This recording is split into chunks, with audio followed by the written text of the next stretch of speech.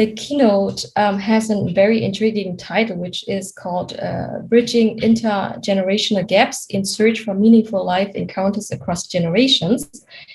And Markus has earned his Bachelor of Education in 1999. And he has also earned a master's degree in Instructional Leadership at the Loyola University in Chicago. Also his doctorate at the same university. And since 2016, he has been a faculty member of the English Education Master's Program. And his research interests cover adult learning, higher education, English education, school leadership. So his presentation addresses the community of teachers of higher education institution, as well as the need of the new generation. So with no further ado, Markus, the stage is yours. Okay, so thank you. Good evening, everyone. I think it's evening, right? Or probably here at Indonesia, it's almost midnight. So it's a great moment for me to share, and I'm still awake. So I will share a little bit about my experience, and thanks to the previous discussion related to different issues, so I certainly will address or will adjust my conversation with the context of today. So is it visible already for you, for everyone? Yes, it is. It's brilliant. Thanks. Okay, so thank you, Anne, for the little introduction of me. The title for my presentation is Bridging Intergenerational Gaps in Search for Meaningful Life Encounters Across Generation. And so this is my expectation that you are expected to understand the dynamic nature of early adult learning, and hopefully that will inform your practice in whatever offices you are. And hopefully you learn, you can draw connections of own learning as adults. So just I want to make sure that everything is quick enough. The context, I use Germany and Indonesia as comparison here, just to let you know about the difference of Indonesia and Germany. Well, in terms of geography, we are larger than Germany. Germany is only 19% of our space here, and the population, we are much more than Germany. But in terms of economy, well, that's the reality. We are a developing country anyway, and you can see the GDP in total purchasing power and per capita. Germany is way beyond our country, and the Gini index is the gap, economic gap. Germany is much better. As an archipelago, Indonesia consists of 17,504 islands, and 70% islands are uninhabited. And in terms of religions, 86% Muslims, 5 Protestants, 3 Catholicism, and with different 1,340 ethnicities, and we have 718 languages. So you can imagine how vast our country is. And in the context of Sanata Dharma University, it's a private one, the only Jesuit, founded in 1955, now housing 12,000 students. And the top programs, English education, where I am in, English letters, pharmacy, psychology, and theology. And this is the link. And well, basically, I'm going to share my experience of accompanying students, of undergraduate students, semester 2 and 4, and currently living across the country, mostly in Java.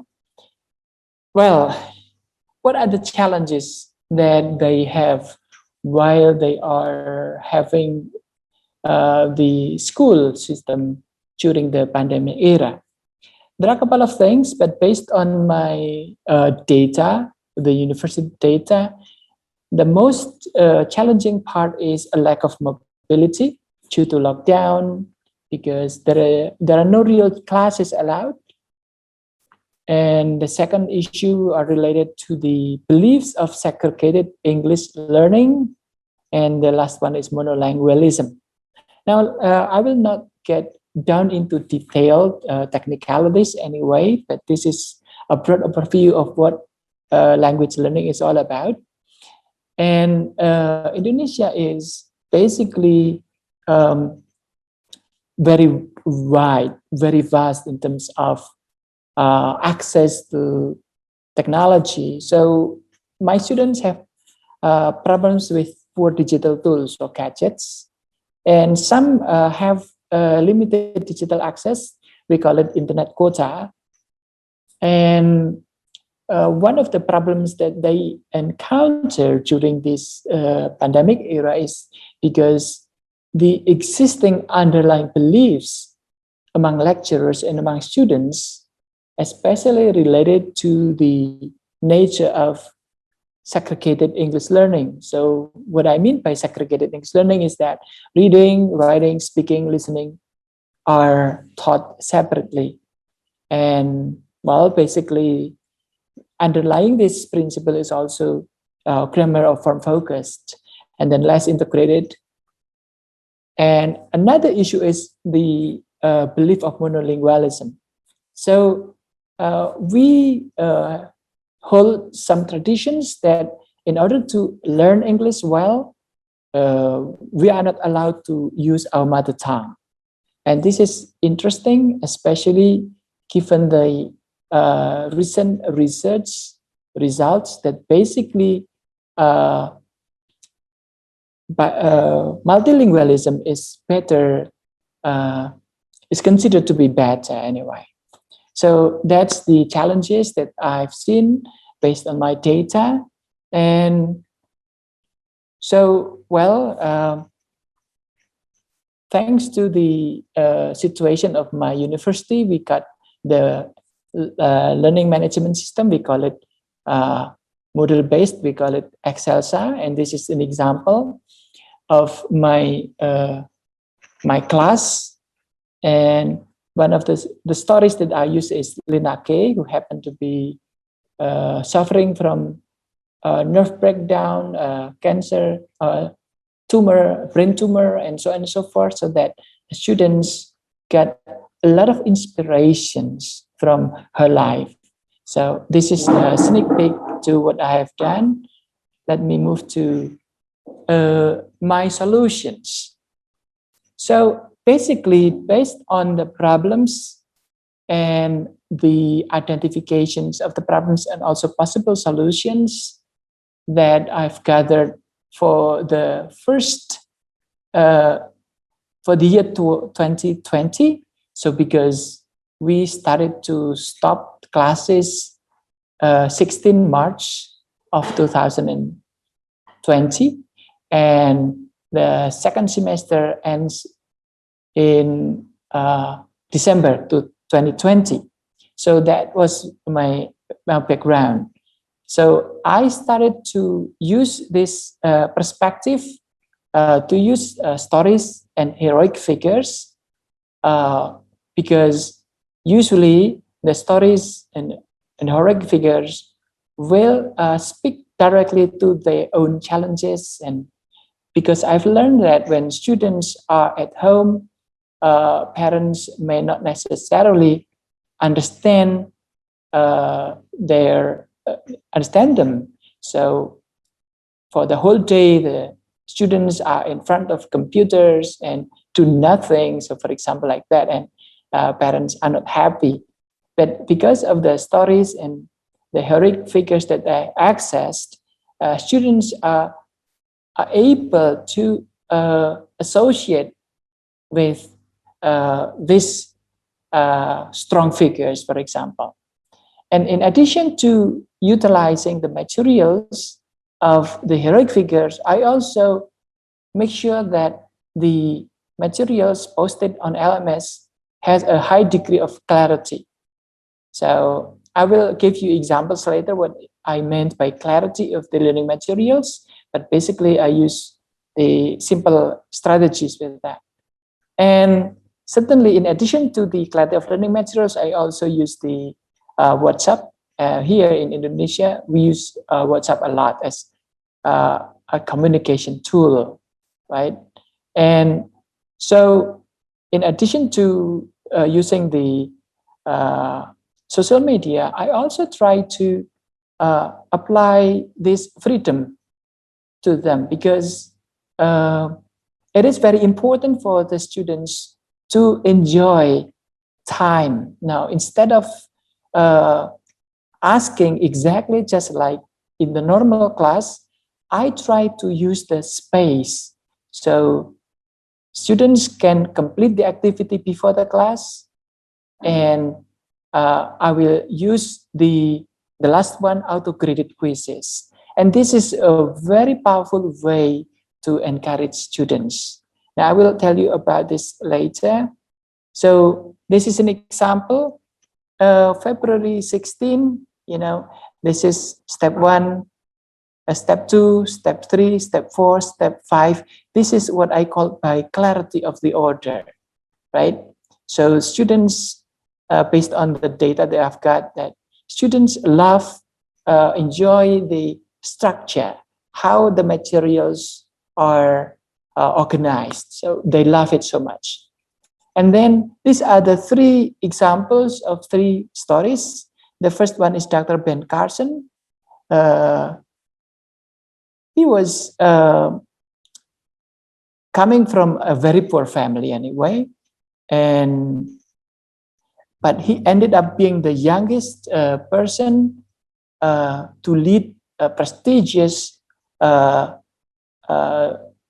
hospital in the US because of his hard work and his being humble to learn and to be disciplined, and a wonderful guy. And my students said that the story of his life changed the way they see their own life.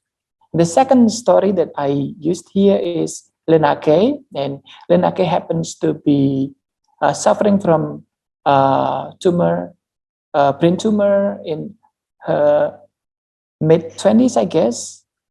But and she suffered a lot of things in her life. And you can check out her speech in TED and also at YouTube. And my students love that so much. And the last one is the lady, Muniba Mazari from Pakistan. She got married when she was 18, and 2 years after that, she got accident, a lot of fractures that happened on her body and the bones. And she ended up being divorced from her husband, and so on and so forth. Even her former husband filed a complaint and sued her a lot of much money because of her success anyway. So those kinds of stories that that my students access, they can understand better the challenges and the troubles and also the limitations because of the corona. So I really love sharing the stories just like this to my students, and we will see exactly how the impacts are with my students. Now, I have prepared a set of activities for them. Now it is time for us to hear how the students respond to the learning activities. And here are 5 issues. First, students realize that the creation of a psychologically secure learning atmosphere is of great importance. Students really need to feel close to each other and to the lecturer.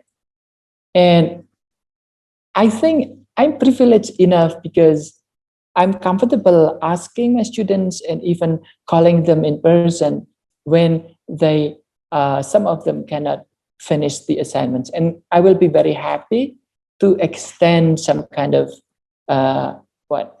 deadline. So students learn in a very psychologically secure learning and atmosphere. And they admitted that that is the power of the use of stories, right? And then they are so happy because the materials are highly relevant. So I will call it relatability, because the materials are associated with their own lives, and they speak very personally to them, and they will use the stories to exchange, to open up their feelings as well. So that has been a very powerful way for them to express themselves, to relate, and to develop compassion to each other, and also the being too generous, to be generous to each other as well. And say, even in my class, students free to ask different kinds of questions. And this is the interesting part, because in a formal class, it is very possible for us to exchange ideas, right? But utilizing Zoom, it's a bit complicated, right? But this is interesting that students feel they have the freedom to ask many kinds of questions, personal experience of me studying elsewhere, obtaining scholarship, and undergoing a lot of challenges, and so on and so forth. So the meeting in Zoom has become a very powerful experience even for them. And I try to listen to their stories, and whether they also experience similar experiences with other classes. And it is evident that this particular class that I made is a rarity. I mean, not a lot of teachers do the same thing. So I was so surprised that they really love doing that. And then this is the last point that I have identified that from them. Students admitted that they have grown a sense of self-discipline to do learning activities. And this is something interesting, because like what I heard previously, the question from the previous participants, asking about the unique characteristics of Indonesian students. And in Indonesia, students are very likely to learn only because they are forced to do so. So learning is not necessarily something internally driven, but learning is a little bit forced. Learning is situated. Learning is structured. And this fits very well to this context. I develop auto-graded quizzes, and that will guide learning and comprehension learning. And usually I do not set just one attempt. Students are allowed to revise their answers. For the first time, they have 3 attempts possible.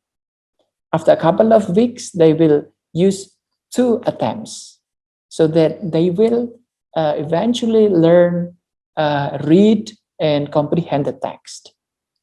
And sorry, Marcus, for interruption, but you have to come to an end soon. Sure, thank you. So this is going to end, well, basically this is the responses. I've already mentioned the material. Now this time I will talk about the activities. There are varieties, and those activities make this class more enjoyable. Those activities are structurally arranged. And I love to see this structured activity. I think structured activity, this is the real writing from them. And the last one, this is so beautiful. Before this class, I always felt that my life sucks. Always wanted to be like others. I wanted to be someone else. But Mr. Mark gave me encouragement by his learning material. I learned to read and understand, but not only about reading the text given, but it's about learning from the value of the text, the value that might change our way of thinking. I want to be like him, Mr. Mark. I want to become a teacher who's not only teaching educationally, but also personally. I want my future students to get more value from my teaching materials. So this and my conversation, and thanks a lot for this opportunity.